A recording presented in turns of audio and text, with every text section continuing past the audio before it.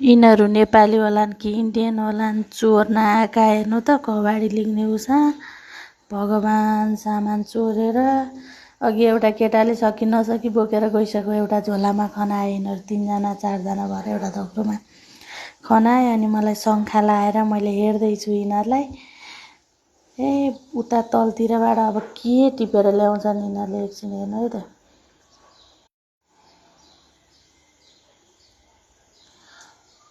कसको घरको अक्सिजनको सिलिन्डर जस्तो लाग्छ, अक्सिजनको सिलिन्डर हो कि के हो, एकदम गरमसँग बोकेर लिएर आएन यिनीहरूले।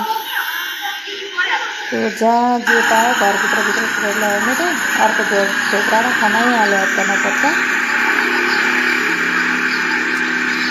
सरकारले सुकुम्बासी हटाए पनि यो इन्डियन हो कि नेपाली हो पहिचान गरेर यिनीहरूलाई पनि हटाउनु पर्ने हो। खासमा यो फोहोर टिप्न हिँड्नेहरू त यस्तो गर्नु नपर्ने, अहिलेपछि त यस्तो देखेको थिइनँ मैले, तर यिनीहरू एकदम डराएका जस्तो पनि गरेर यो कति गरमसँग बोकेर खायो कुच्चीले, हेर्नु त ल।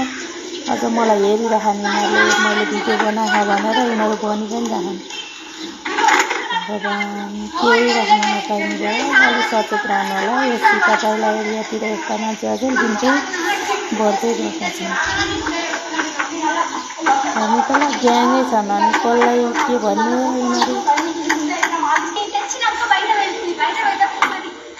भिडियो बनाएको